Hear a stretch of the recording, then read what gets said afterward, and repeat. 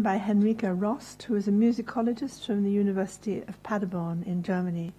And she is going to return to this fascinating and ever-growing figure of Lady Layard, and looking at, under the title of Sulle tracce di un'elite sovranazionale a Venezia.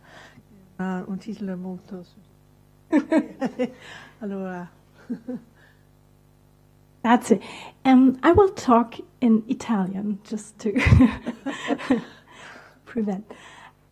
Innanzitutto vorrei ringraziare gli organizzatori per l'invito a questo convegno interessante, interdisciplinare e ricco di interventi. Sono molto lieta di poter parlare oggi all'Istituto Veneto e spero che la mia tosse non ci disturba. Il mio contributo tratta un oggetto abbastanza particolare che ci aiuta ad avvicinarci all'ambiente e alle persone circolanti intorno ai coniugi Layard, sia a Venezia che altrove. È l'album di autografi di Merit Enid Evelyn Layard. Si trova oggi a Londra, nella British Library. Il 5 settembre 1881, a 38 anni, Lady Layard decide di iniziare una collezione di autografi e compra un album nel negozio di Carlo Naia a San Marco. Scrive nel suo diario: "Went to Naia's, got an album for signatures and took a turn under the procuratie." Nell'Ottocento l'idea di collezionare autografi è molto diffusa e comune. L'obiettivo è sia una documentazione dei contatti con celebrità dell'epoca che un ricordo personale di conoscenze e ad amicizie. Tuttavia, va notato che negli anni '80 del secolo il fenomeno è già in una fase transitoria, se non addirittura in decadenza. Questo si vede anche nell'album di Lady Layard, che contiene per lo più brevi firme accompagnate dalla data, ma raramente da altre righe o informazioni più specifiche. Sono solo una decina i contributi più lunghi all'interno dell'album. Infatti, l'usanza dei ceti colti di collezionare autografi in un libro risale al Cinquecento. È in quest'epoca che negli ambienti accademici nascono i cosiddetti Stammbücher o Alba Amicorum in latino. Qualche esempio? Essi mettono insieme sia ricordi, quali brevi dediche di amici e colleghi, sia preziosi autografi di chierici e studiosi influenti che potrebbero svolgere la funzione di una lettera di raccomandazione. A prescindere da alcuni sviluppi e adattamenti alla moda dell'epoca relativa, la tradizione dello Stammbuch rimane per lo più intatta per secoli e perdura per gran parte dell'Ottocento.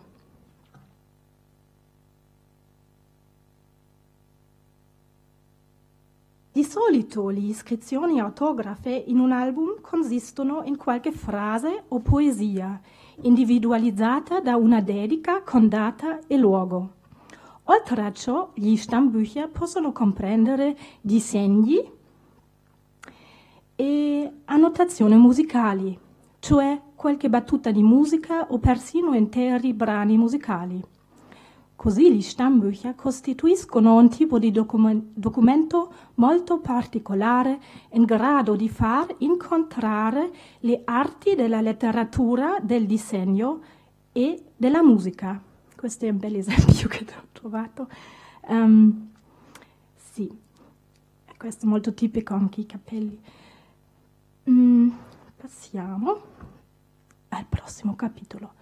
Cercando nel diario di Lady Layard, ovvero Lady Layard's Journal, si trova traccia di diverse attività intorno al tema degli autograph albums. Come ben noto, la nobildonna tiene il suo diario per 51 anni, dal 1861 fino al 1912, anno della sua morte, e ricopre più di 8.000 pagine.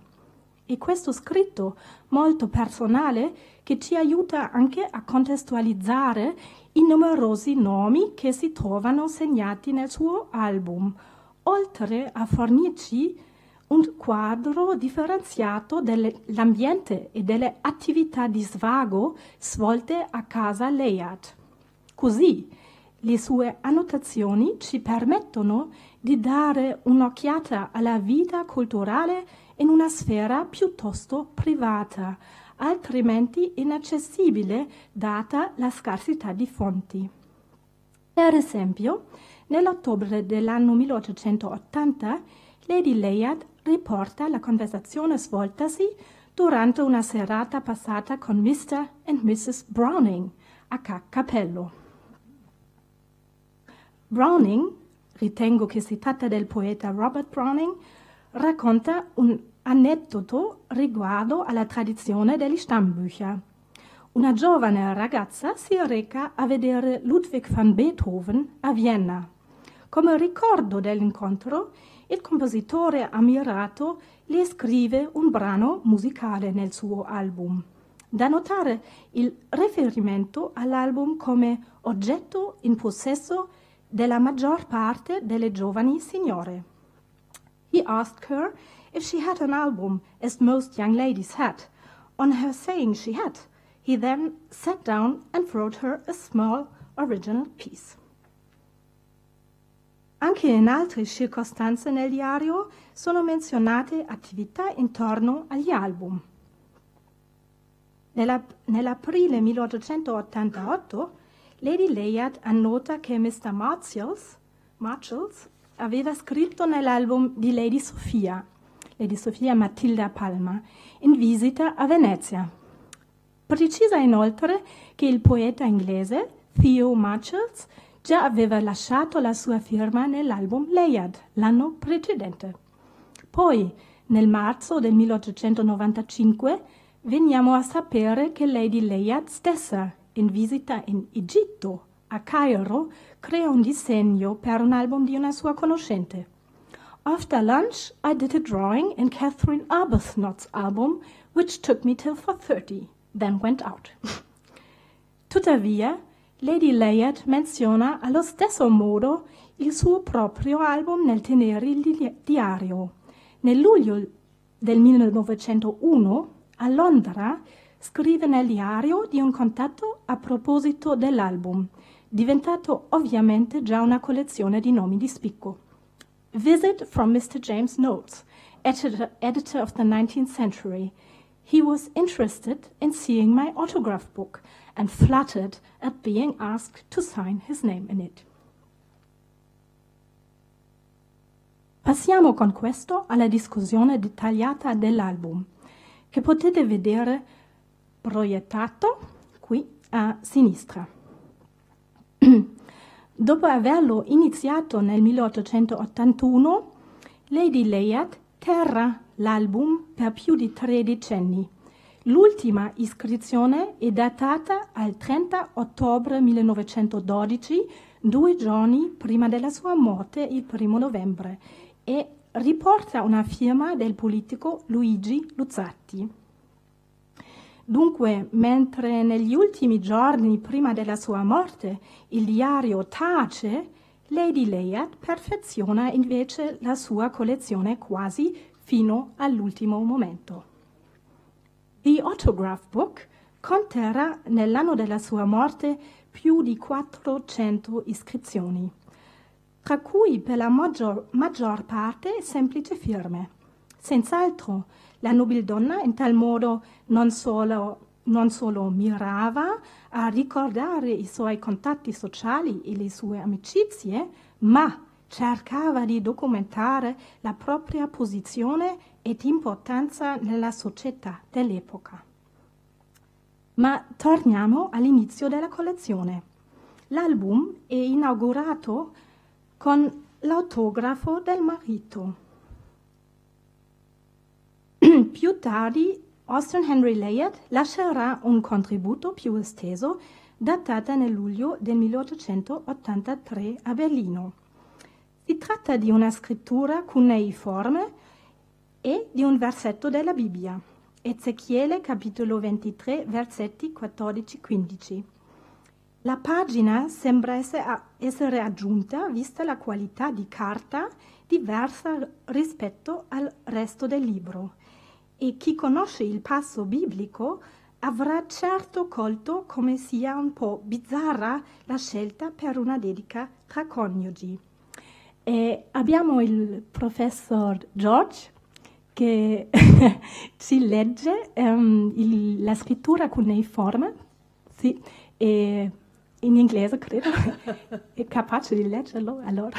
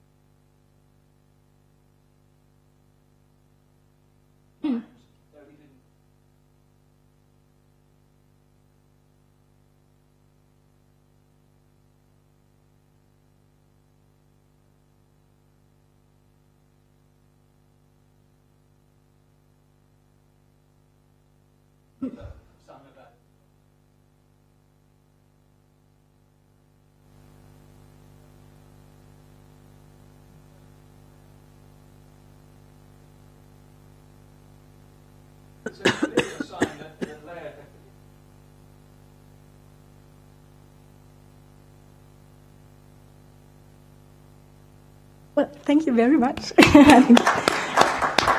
So it's very interesting. Ok.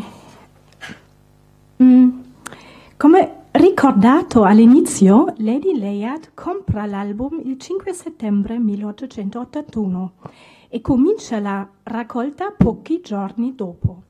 A titolo di esempio vi mostro il verso della prima pagina, che porta in totale 14 firme.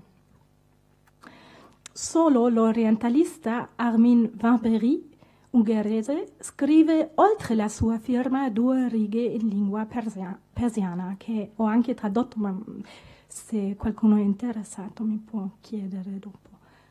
Ancora una volta il diario ci aiuta a contestualizzare questi nomi all'interno di un quadro più chiaro. In questo settembre 1881 si incontravano a Venezia geografi di tutto il mondo.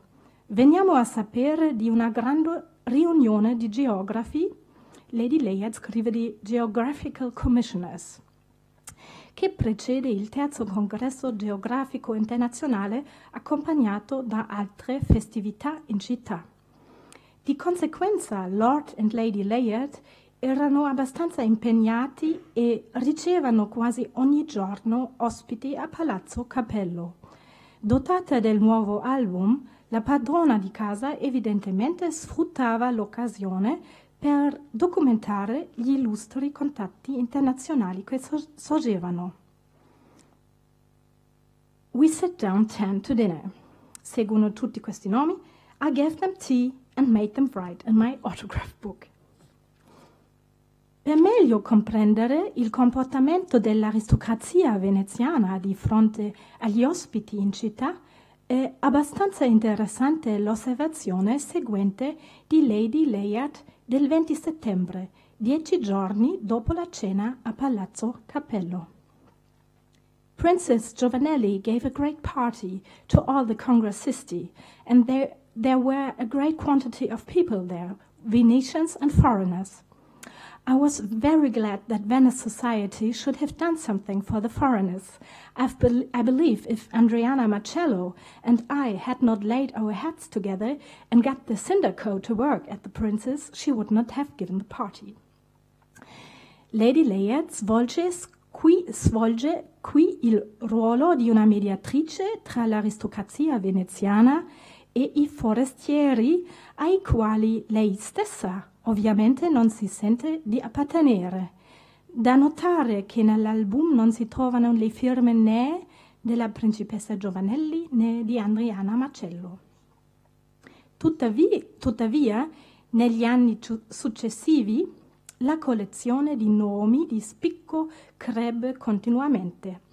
A parte geografi, archeologi e orientalisti, abbiamo a che fare con aristocratici, principi, chierici, politici, militari, diplomatici, viaggiatori, architetti, giuristi, storici, studiosi e artisti da tutto il mondo. Tra questi una sessantina di donne. In breve abbiamo da che fare con le più alte ed illustri cerchie della società europea. O per citare le parole di Angelo Righetti, il fiore della intelligenza artistica, politica, diplomatica, anglosassone ed europea. Degni di nomina sono inoltre una decina di vescovi britannici nell'album, nonché un vero Maharaja indiano, Ganga Singh. Poi, a fianco di numerosi affiliati dell'alta aristocrazia e pretendenti al trono, si trovano le firme dell'ultimo imperatore tedesco Guglielmo II e dell'imperatrice Augusta Vittoria. A sinistra. Le iscrizioni nascono in occasione di una visita dei reggenti a Cappello il 15 aprile 1909. L'album svolge qui la funzione di un libro di presenze e documenta in parte gli ospiti a palazzo. Ma anche se la maggior parte delle firme nell'album di Lady Layard è stata collezionata a Venezia e spesso a Palazzo Cappello, la nobildonna porta il suo libro di autografi anche in viaggio, cosicché parecchie iscrizioni sono inserite a Londra, Parigi, Roma, Bruxelles o anche a Luxor in Egitto. Le firme dei principi di Montenegro sono eseguite in occasione di una visita a Cetinje, capitale del Principato di Montenegro nel 1904, a destra. Per quanto riguarda la scelta delle persone, colpisce la quantità di nazionalità diverse riunite in quest'album. Si incontra non solo tutta l'Europa, inglesi, italiani, tedeschi, austriaci, francesi, ungheresi, spagnoli, portoghesi, scandinavi, eccetera, ma anche rappresentanti degli Stati Uniti, della Russia, dell'impero ottomano, dell'Egitto e dell'India. Tutte queste nazioni si incontravano evidentemente a Venezia e formavano un'elite sovranazionale che si distingueva per l'appartenenza ad una comunità elitaria unica. E questo nonostante la potenza dei sentimenti nazionali nell'Ottocento. Essa rimase unita nel suo stile di vita elevato e nelle rispettive attività di svago, che poco dipendono dalla relativa nazionalità. Abituata a frequenti spostamenti e viaggi, questa elite sovranazionale scelse Venezia come una delle sue scene più illustri.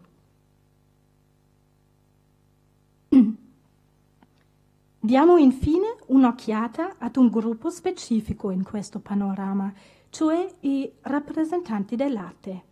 Nell'album troviamo i nomi di letterati, artisti, compositori, musicisti e attori.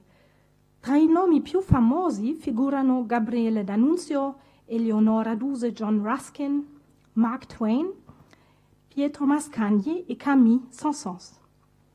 Se consideriamo i compositori, ve ne sono 6 che si commemorano con più di una semplice firma.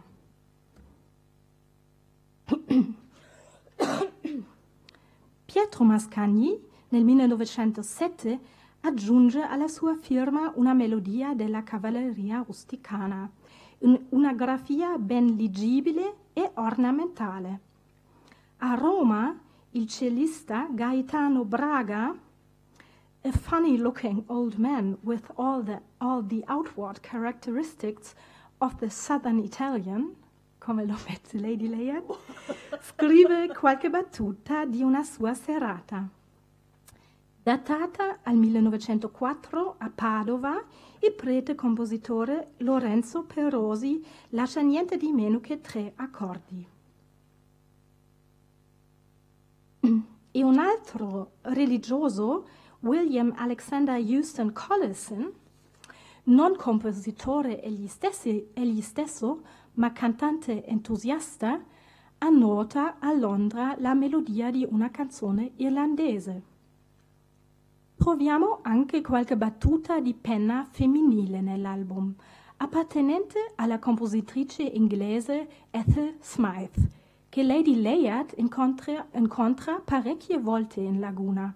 La chiama The Lady Who Wrote the Opera The Wreckers. Nel 1890, prima fra tutti gli altri, scrive nell'album una battuta di musica il compositore inglese Arthur Goring Thomas. Annota una melodia della sua opera Esmeralda in occasione di una serata passata a Palazzo Cappello. Mr. Frank Leo Schuster came to dinner and brought Mr. Goring Thomas, the composer of Esmeralda. After dinner, we had some music. Mr. G. Thomas played some of his own music most delightfully. And so.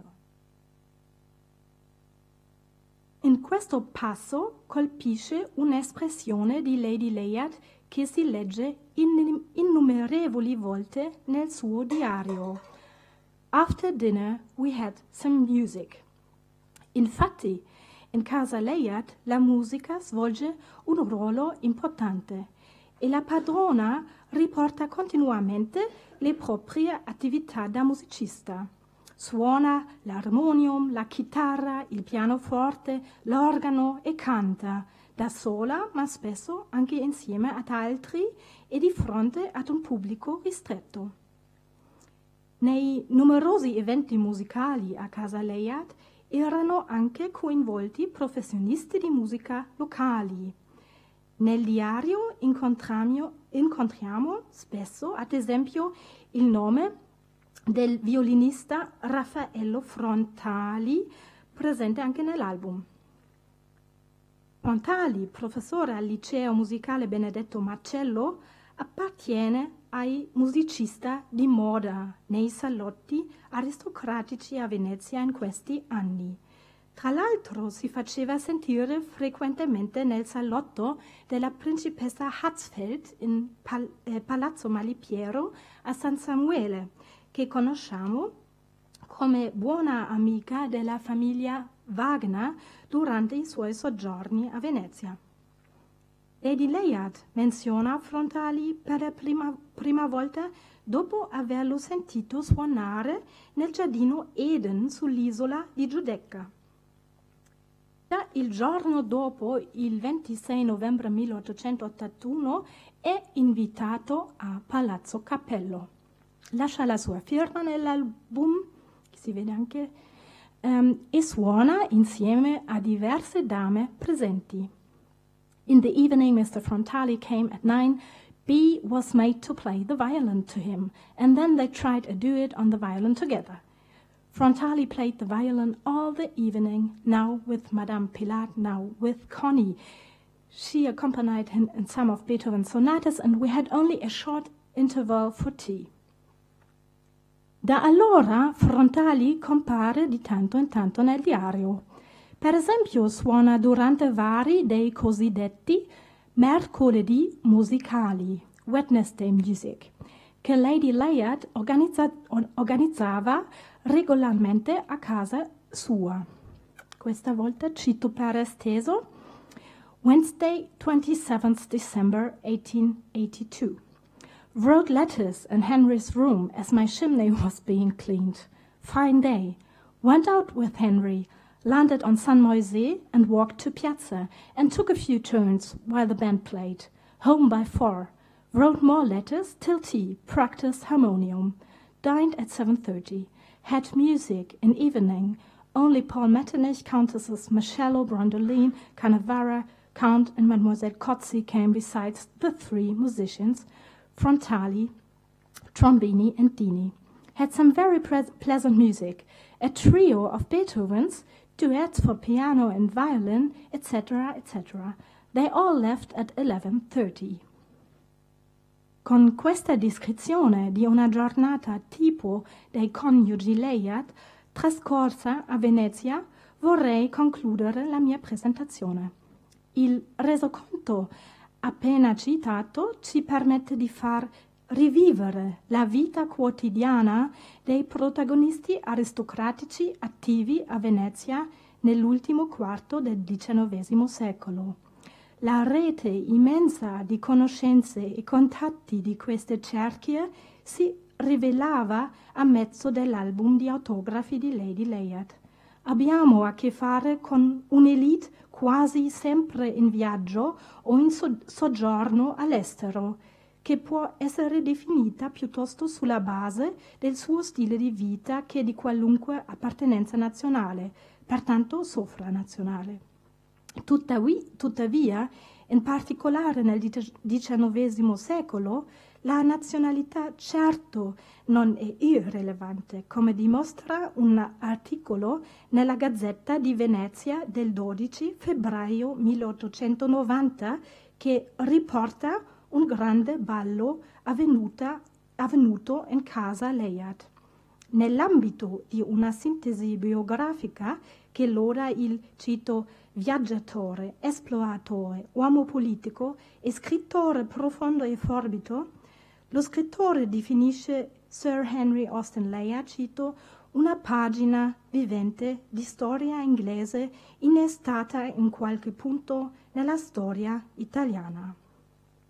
E se avete ancora qualche minuto di pazienza, avrei portato ancora un breve brano da ascoltare. Si tratta del primo trio dell'opera 15 di Rubinstein per pianoforte, violino e violoncello che si ascoltava spesso in casa Layard. And had been such a favorite of Henry's. And I just started.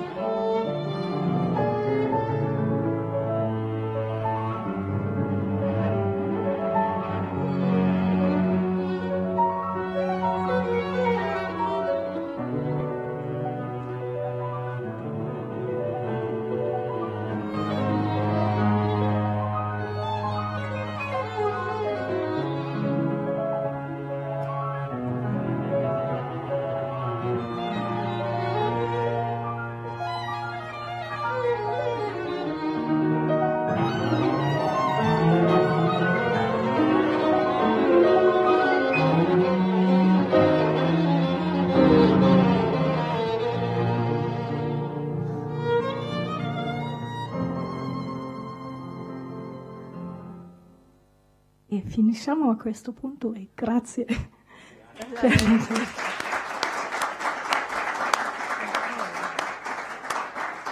Allora, volete avere una discussione finale, un panel? Mettiamo tutti i relatori o facciamo come l'altra volta, meno formalmente?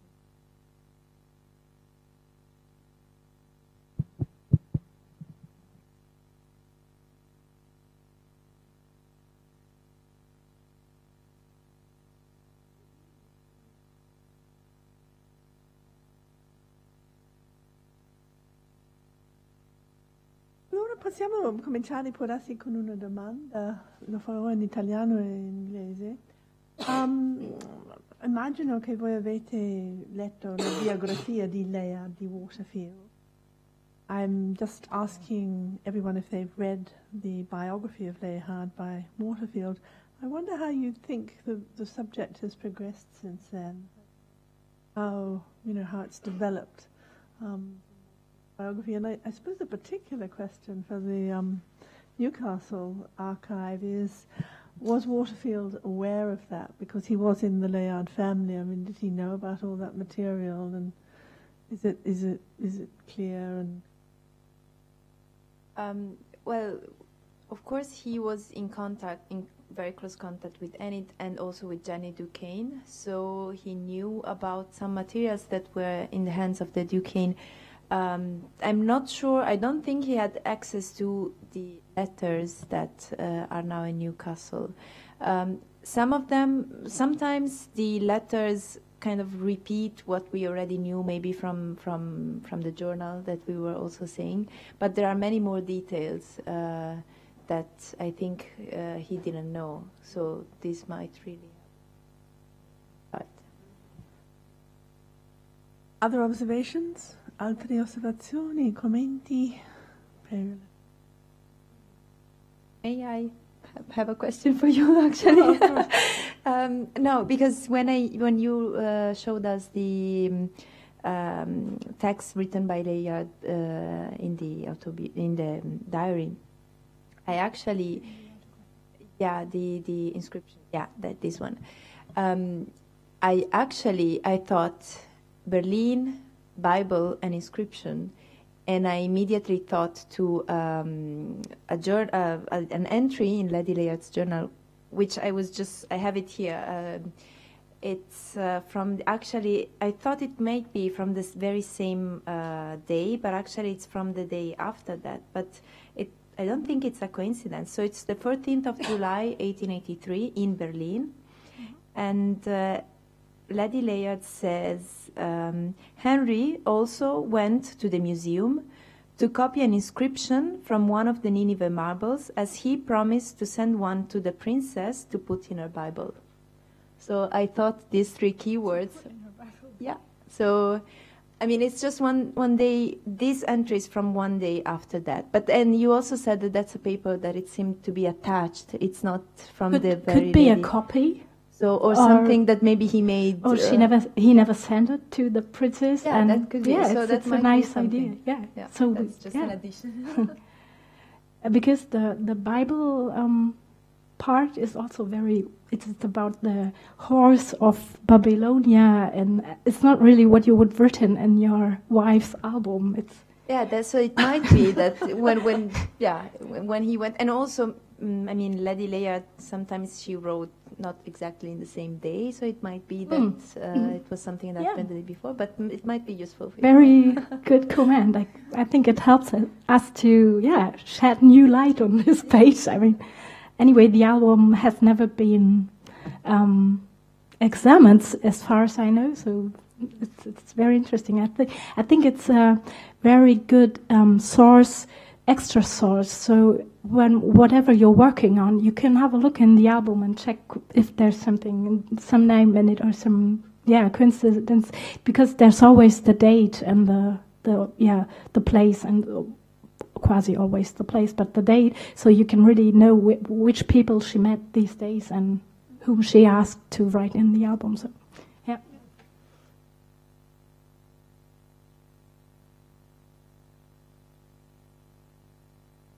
different dates because the diary was transcribed by Lady Layard.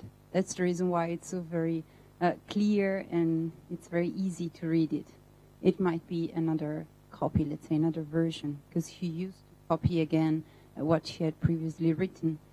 And I just wanted to make an observation on what you said before about the Duquesne archive, about the fact that in Waterfield biography, he also quoted a lot of personal and private materials. And in fact, in the biography, there are some copies of the watercolors that they don't seem to exist anymore. And so, I don't know, maybe there's Alison Price, the archivist of the Waterfield archive, and maybe she can tell us something more. Do the watercolors exist in the Waterfield archive? That's the question. Oh.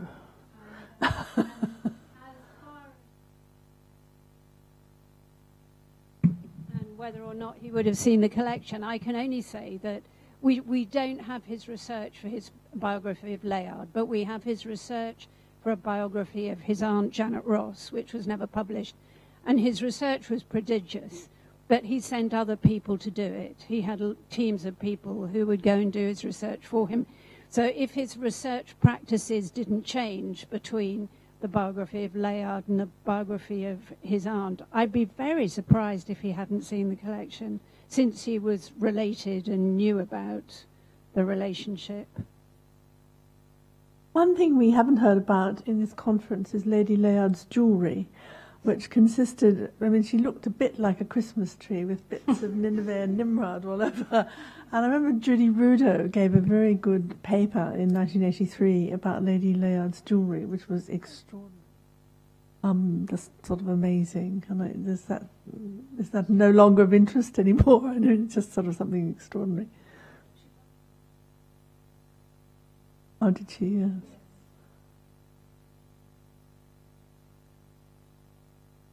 Mm-hmm.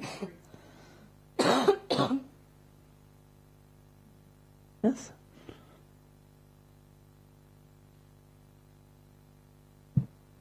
This morning, John Curtis presented, discussing the Cooper and other artists' drawings, paintings, put in evidence the presence of two men in a complementary distribution of attributes and so on. This afternoon, Fales presented, discussing another artist, Kellogg, discussed it at the end, two men with again a complementary distribution of features. Is there some link, possible link between the Cooper and British production of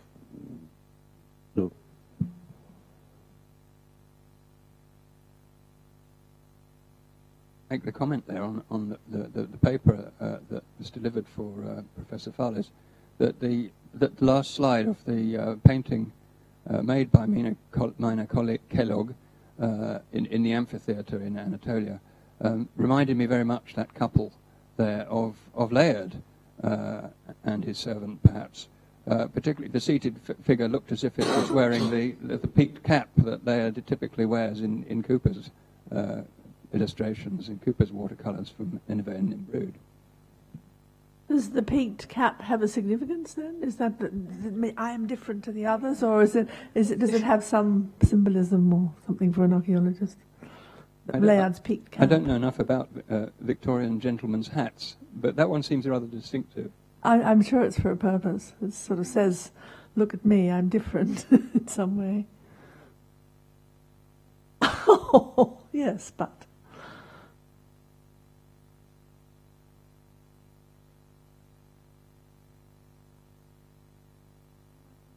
Oh, it's a little bit exotic, isn't it? Other comments? Yes. I wanted to ask a question, if I may, of Henrike. The slide up there at the moment is signed off by Layard in the Neues Palais. I don't know whether I missed it, but did you say where that is? It's in Berlin. Mm-hmm. It's in Berlin. It's not Vienna. No, Berlin. He's probably with Princess Victoria. No. Entry of the diary. It's the the mention of Henry going to the museum to copy the text for the Bible, for Princess Victoria's Bible. That's why I tried. It's in Berlin also, in the museum. And this was also written in Berlin. So. I think it's very probable that he copied the page that he wrote for Princess Victoria out of his head and visit, and just to remember what he has written for Princess Victoria, and then she put it in her album. Maybe can just research more about it. Do you know about Princess Victoria's Bible? What was it? Full of things, or what? I'm trying to imagine what it was like. Yeah, I actually tried to look in.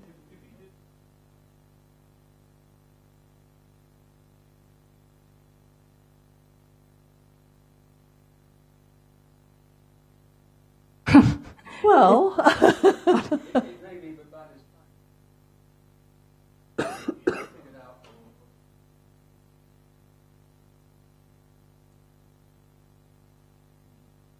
well, a lot of these early art historians and archaeologists, like Morelli and Layard, did have memories that were sort of eidetic, that were photographical, and so I think that's a very good point, actually, that he must have remembered things very well. They didn't have Instagram scans.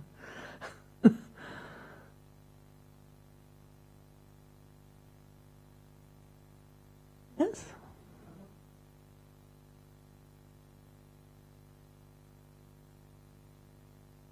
I know it's there, and it's written in this first scoping report. It's written annotated Bible used by Layard in his travel in the East.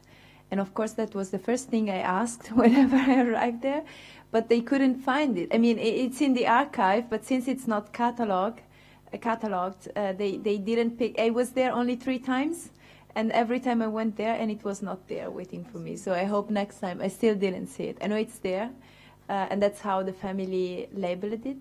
So annotated Bible used by Layard in his travel in the East, but I still couldn't see it. So, and like. The books, all his books, they took out the manuscripts for me because they are in 2 boxes, and also the folios, of course, I find them easy. They can easily find, but all the books, because there's also part of his private library. All those books, I still couldn't see. I think they are mostly on Italian art. There is this Bible. I don't know what else is in there. Hopefully, next time I will be able to say something more.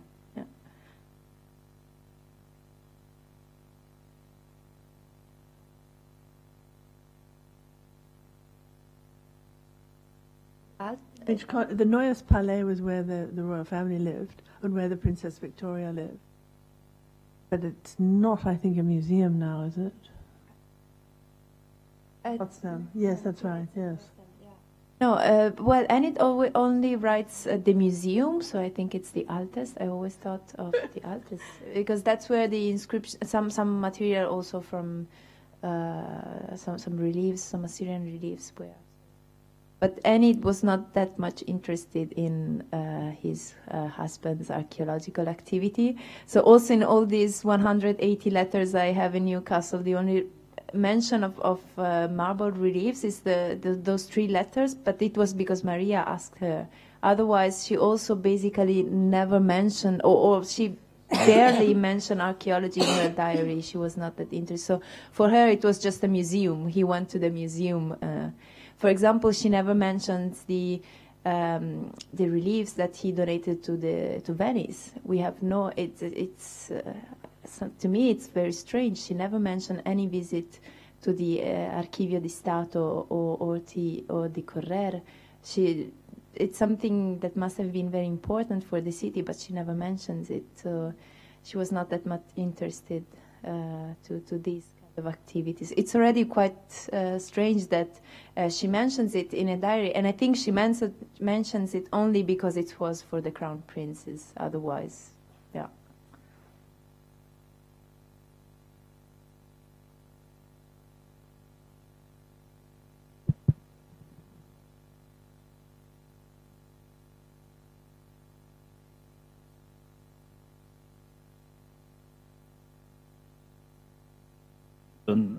somehow or other was able to go away with the relief which he presented to Trinity College Dublin. And they've only worked out in the last few years that it's actually come from her. So a lot of these transactions weren't recorded. And so, you know, these reliefs weren't regarded as being hugely valuable. It wasn't a very significant thing to do, to give somebody a relief. Sorry to say that in view of your piece, but well, the value you put on it's quite high. Actually, for Venice, it was the news even came out in the newspaper. Riccardo Selvatico and the director of the Archivio di Stato, they wrote an open letter in the newspapers for Layard. So that's why it's strange that she, at least because it was something that came out in the newspaper, she should have been somehow interested, but she never mentions it. So, yeah, but yeah, it's right. They were not, especially inscriptions. When he donated, no one could read them, so it was just bricks. If there was an inscription to them, it was just bricks. So it's, of course, they were not as interesting as they could be today. Yeah, I could add that the inscriptions in the album, like this one and the other one in Persian, seem also to be more like Oriental flair in the album. It's not, you know, it's not for the scientific reason or something. It's more like for getting something Oriental in the album.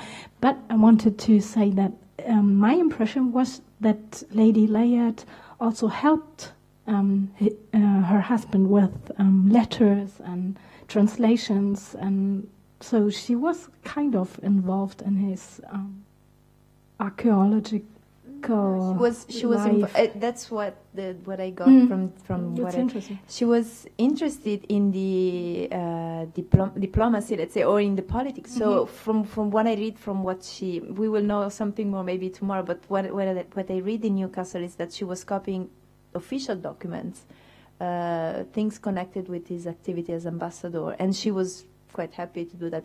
Sometimes she wrote once that Henry didn't trust anyone else but her, so she was the one who was writing some particular messages or something. But in archaeology, she was never really involved. She just says that after Henry's death, she goes to the Nineveh porch to kind of feel him or something like that. But otherwise, she mentions Pompeii when they go to Naples, and she says that he was kind of trying to do some excavation, and she accompanied him, but she was not that much involved in archaeological activities. As far as I know, maybe there's something that will come out in a future archive, so who knows. Could I ask? Yes. And the interesting thing is that I tried to find out what the words mean, and actually I asked a Persian. Maybe he's not used to the old language. I don't know, but he said it seems to be written by a person who doesn't really know the language, and it just nouns added one another to the other, so it's not really. Yeah, I can give you my German translation, my try also, so we can check. Yeah, it's interesting too. Yeah, I can give it to you. Oh, yeah. Professor Curtis, I understand that you bought on eBay a lot of F.C. Cooper's work, and I wondered if you could talk about that. Would that be possible, or is that not? Well, yeah, I can tell you. I mean, these 28 new paintings, watercolours, yes, I did buy them on eBay, it's true.